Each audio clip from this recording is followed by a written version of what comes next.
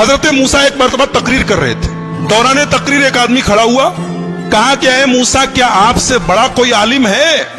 मूसा अलैहिस्सलाम ने कहा नहीं, मुझसे बड़ा कोई आलिम नहीं। इस वक्त दुनिया में सबसे बड़ा आलिम मैं हूं। और हकीकत में मूसा अलैहिस्सलाम सबसे बड़े आलिम थे, मगर अल्लाह ताला को मूसा की ये बात पसंद नहीं है। ये आलिम की शान नहीं है कि सबसे बड़ा अपने आप में समझे। मूसा अलैहिस्सलाम का ये जुमला अल्लाह को पसंद नहीं आया। अल्लाह ने कहा है मूसा, हमारा एक बंदा है, उसके पास तुम जाओ, उसके पास वो इल्म है जो तुम्हारे पास है। मूसा अलैहिस्सलाम ने कहा अच्छा, उसके पास वो इल्म है जो मेरे पास नहीं है, ठीक है, मैं जाता हूं उसके पास, सीखता हूं उससे। कहां मिलेगा वो?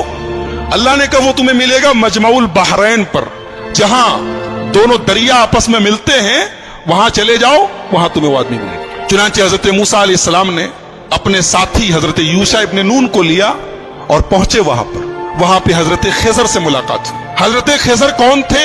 सही बात यह है कि ये अल्लाह के नबी थे और अल्लाह ताला ने उनको एक मखसूस इल्म दिया था कि जब कोई इंसिडेंट होता था, कोई वाकया होता था, तो उस वाकये के पीछे क्या होने वाला है, उसका अंजाम क्या होने वाला है, वो भी अल्लाह उनको बता देता था। तो जब हजरत मूसा पहुंचे उनके पास, तो बड़े अदब से कहा कि हजरत, मैं आपके पास आया हूं, आपसे कुछ सीखना चाहता हूं, कि आप मुझे इजाजत देते हैं, मैं आपके साथ थोड़ा वक्त गुजार सकता हूं? हजरत खिजर ने कहा कि देखो, मेरे साथ तुम वक्त गुजार नहीं पाओगे, इसलिए कि मैं बहुत सा काम ऐसा करूंगा जो तुम्हें समझ में नहीं आएगा, और तुम्हें समझ में नहीं आएगा, तुम पूछोगे, तुम बर्दाश्त नहीं करोगे, पूछोगे, और मेरे साथ तुम कोई बात पूछोगे तो मैं तुम्हें अपने साथ रख नहीं सकता। हजरत मूसा ने कहा घबराइए नहीं, मैं कुछ पूछूंगा नहीं आपसे, आप अपना काम कीजिए, मैं बस देखता रहूंगा चुपचाप। कहा ठीक है चलो। दोनों चले, दरिया में कश्ती जा रही थी, दोनों कश्ती पर बैठे। कश्ती पर जैसे बैठे, हजरत खिजर ने हथौड़ी निकाली और तख्ती का एक तख्ता तोड़ के निकालने लगे। हजरत मूसा ने कहा क्या कर रहे हैं आप? अरे कश्ती डूब जाएगी, सब मर जाएंगे, सबको डुबोना है क्या? कहा मैं बोला था कि तुम सब्र नहीं कर पाओगे, तुम बर्दाश्त नहीं कर पाओगे, बोलोगे जरूर। कहा कि अच्छा माफ कीजिए, मैं भूल गया था, अब कुछ नहीं पूछूंगा, अब आप जो करना हो कीजिए, मैं कुछ पूछूंगा नहीं। और आगे बढ़े, कश्ती से उतरे, एक गांव में पहुंचे। गांव में 15 साल का 16 साल का एक लड़का था, अच्छा खासा टहल रहा था। उसको हजरत खिजर ने पकड़ा, उसकी गर्दन घुमा दी, मर गया, वहीं पे मर गया। कहा रे अक़तल्त नफ्सन ज़किय्यतन बिग़ैरि नफ्स, एक मासूम बच्चे को मार डाला आपने। क़ाला अलम अक़ुल लका इन्नका लन तस्ततिय मइय सब्रा, कहा कि मैं जानता तो तुम सब्र नहीं कर पाओगे मेरे साथ, तुम बर्दाश्त नहीं कर पाओगे। कहा अच्छा माफ कीजिए, अब आखिरी चांस दे दीजिए, अब अगर मैं कुछ पूछूंगा आप मुझे छोड़ दीजिए, आप अपने रास्ते में अपने रास्ते। कहा ठीक है। आगे पहुंचे, एक गांव में गए, एक बस्ती में गए, दोनों भूखे प्यासे थे। जब बस्ती में पहुंचे तो वो बस्ती जो थी वो कंजूसों की, बखीलों की बस्ती थी। ये दोनों पहुंचे, बोले हमें भूख लगी है, कुछ खाने को मिलेगा क्या? तो बस्ती वालों ने कहा कि तुम्हारे बाप कमा ले कि चले आए और हम तुम लोगों को खाने पीने को देंगे, चलो जाओ यहां से। भगा दिया उन लोगों ने। यानी एक नंबर के बखील और कंजूस थे दोनों को, एक आदमी खाना खिलाने को तैयार नहीं। दोनों बेचारे भूखे प्यासे थके हारे गांव के एक मकान की दीवार के पास बैठे थे। अचानक दीवार गिरने लगी, हजरत खिजर खड़े हुए और अल्लाह ने उनको एक मखसूद ताकत दी थी। दीवार गिर रही थी, उन्होंने खड़े होकर दीवार को सीधा कर दिया। हालांकि वो अकेले एक आदमी के बस की चीज नहीं थी, लेकिन अल्लाह ने उनको पावर दिया था, उन्होंने खड़े होकर दीवार ठीक कर दी। मूसा अलैहिस्सलाम जलाली पैगंबर थे, पहले ही गुस्से में थे, उन लोगों ने खाना और पानी तक नहीं पूछा था, मेहमान नवाजी नहीं की थी। कहा कि आप बड़े खैरखा बनते हैं, बड़े दरिया दिल बनते हैं, उन लोगों ने पानी तक नहीं पूछा और आप चले, उनकी दीवार गिर रही थी, आपको ठीक करने की क्या जरूरत थी? आप पहले पैसा ले लेते, कुछ मुआवजा तय कर लेते। क़ाल हाज़ा फ़िराक़ु बैनी व बैनिक, कहा कि ऐ मूसा, अब यहां से आप अपने रास्ते में अपने रास्ते। आपने कहा तो मैं बोलूंगा नहीं और आप हर जगह बोल दिए। अब मैं बताता हूं कि वो तीनों काम मैंने क्यों किया। हम लोग जिस कश्ती में जा रहे थे, वो कश्ती कुछ गरीबों की कश्ती थी। कुछ गरीब लोग थे, वो बेचारे कश्ती पर चलाते थे, वही उनकी इनकम का जरिया थी। आगे एक जालिम बादशाह था। वो जालिम बादशाह जब कोई कश्ती देखता था, अगर कश्ती सही सलामत होती थी तो कश्ती को लूट लेता था, और अगर कश्ती दूर से ही ऐबदार नजर आती थी तो छोड़ देता था। मैंने तख्ता निकाल दिया ताकि वो जालिम बादशाह कश्ती को लूटे ना। और जो लड़का था जिसको मैंने गर्दन पकड़ के मार दिया था, उस लड़के के माँ बाप बहुत नेक थे, मोमिन थे, ईमान वाले थे, और वो लड़का आगे चल के अपने बाप का नाफरमान, अपनी माँ का नाफरमान और काफिर होने वाला था। تو میں نے اللہ کے حکم سے اس کو ختم کر دیا, اور اللہ اس بچے کے بدلے ان کو ایک نیک بچہ دے گا جو ان کی آگے چل کے ایمان والا بنے گا اور ان کی خدمت کرے گا. اور جو دیوار میں نے ٹھیک کر دی تھی, وہ دراصل جس مکان کی دیوار تھی وہ مکان 2 یتیم بچوں کا تھا. ان کا باپ جب مرنے لگا تو اس نے اپنی ساری جمع پونجی, بچے چھوٹے چھوٹے تھے, ساری جمع پونجی اپنے مکان کی ایک دیوار کے نیچے دفن کر دیا. اور وہ بچے بیچارے ابھی چھوٹے چھوٹے تھے, یتیم بچے تھے. اگر دیوار گر جاتی تو وہ بستی جو تھی, گاؤں والے 1 نمبر کے حریص اور لالچی اور بخیل لوگ تھے, ہمیں ایک گلاس پانی تک نہیں پوچھا, وہ دیوار کے نیچے کا سارا خزانہ لوٹ لیتے اور وہ بیچارے یتیم بچوں کا حق مارا جاتا. تو اللہ کے حکم سے میں نے دیوار کو ٹھیک کر دیا تاکہ جب بچے بڑے ہو جائیں تو پھر اللہ تعالیٰ ان کے باپ کا خزانہ انہیں پہنچا دے. اور اللہ نے ایسا کیوں کیا؟ اس لیے کہ ان دونوں بچوں کا جو باپ تھا وہ بہت نیک تھا.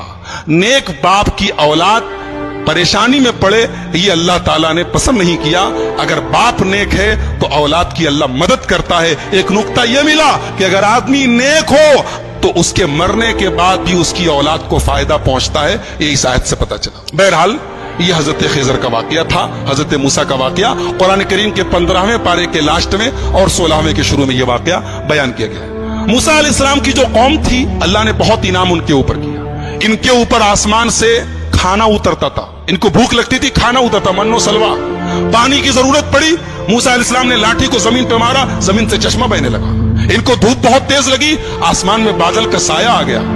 لیکن جتنی اللہ نے ان کو سہولت دی, آرام دیا, اتنی ہی یہ قوم نافرمان ہو گئی. جب فلسطین قریب آ گیا تو موسیٰ علیہ السلام نے اپنے ساتھیوں سے کہا, بنی اسرائیل سے, کہ چلو ہم فلسطین میں چلیں اور وہاں پہ ایک ظالم لوگوں کی حکومت ہے, عمالقہ کی حکومت ہے, ہم ان سے جہاد کریں, ان سے لڑیں. تو موسیٰ علیہ السلام کے ساتھیوں نے کہا, ارے وہ لوگ بہت پاورفل لوگ ہیں, ہم لوگ ان سے لڑ نہیں سکتے, ان سے لڑنے کی طاقت ہمارے اندر نہیں ہے. آپ جائیے, آپ کا رب جائے. اذهب انت وربک فقاتلا, اے موسیٰ تم جاؤ, تمہارا رب جائے, اور دونوں جا کے لڑائی کرو, ہم لڑنے والے نہیں. یہ حال تھا بنی اسرائیل کا. ایسے ہی نہیں ہم لوگ سورہ فاتحہ میں پڑھتے غیر المغضوب علیہم ولا الضالین, اے اللہ ان کے راستے پر نہیں چلانا جن کے اوپر تیرا غضب اترا. اللہ نے اس کو جتنا نوازا تھا, اس قوم نے اتنی ہی نافرمانی اور اتنی ہی بدکاری کی. سوچیے اللہ کی کتنی بڑی گستاخی ہے, رسول کی کتنی بڑی گستاخی. کہہ رہے ہیں موسیٰ تم جاؤ, تمہارا رب جائے, تم لڑو, ہم نہیں لڑیں گے. اور دوسری طرف ہمارے پیارے نبی جناب محمد الرسول اللہ صلی اللہ علیہ وسلم جب غزوہ بدر کے موقع پر اپنے صحابہ سے مشورہ کرتے ہیں, اپنے صحابہ سے مشورہ کرتے ہیں اور اپنے انصاری صحابہ سے پوچھتے ہیں کہ تم لوگ کیا کرو گے, تو انصاری صحابہ کہتے ہیں, اللہ کے نبی ہم کوئی موسیٰ کے ساتھی تھوڑی ہیں جو کہہ دے کہ آپ جائیے, آپ لڑیے, ہم بیٹھے رہیں گے.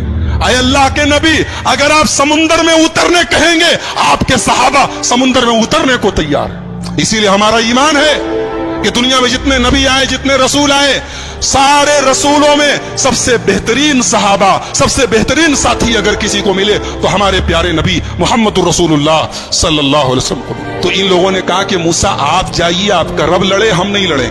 اللہ نے سزا نازل کی کہ اب 40 سال تک تم لوگ فلسطین کو فتح نہیں کر سکتے. اب 40 سال تک اسی صحرا میں تم گھومتے رہو, اسی میں پریشان رہو. اور اسی 40 سال کے دوران حضرت موسیٰ کا انتقال ہو گیا. بعد میں ان کے جانشین بنے حضرت یوشع ابن نون, اور ان کے دور میں فلسطین فتح ہوا اور فلسطین پر پھر بنی اسرائیل کا قبضہ ہوا. تو یہ چونکہ حضرت موسیٰ کی زندگی کے بعد کا واقعہ ہے, اس لیے وہ ہماری گفتگو کا ٹاپک نہیں ہے. حضرت موسیٰ کی زندگی میں ہمارے لیے بہت ساری عبرت اور نصیحت ہے. سب سے بڑا سبق یہ ہے, جس کو اللہ رکھے اس کو کون چکھے, جس کو اللہ رکھے اس کو کون چکھے. موسیٰ علیہ السلام پانی میں ان کی ماں ڈال دیتی ہے, لیکن اللہ نے کیسے بچایا ہے. اور فرعون جو ان کا دشمن تھا, اس کے دربار میں اللہ نے ان کی پرورش کروائی ہے.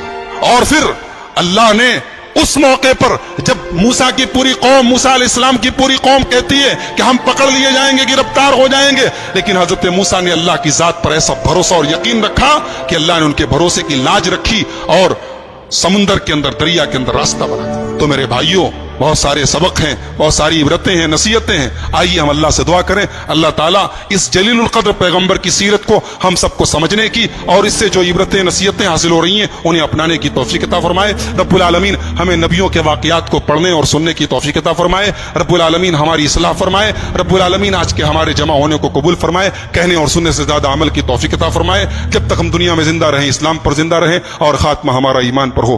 آمین. وآخر دعوانا الحمد للہ رب العالمین. والسلام علیکم.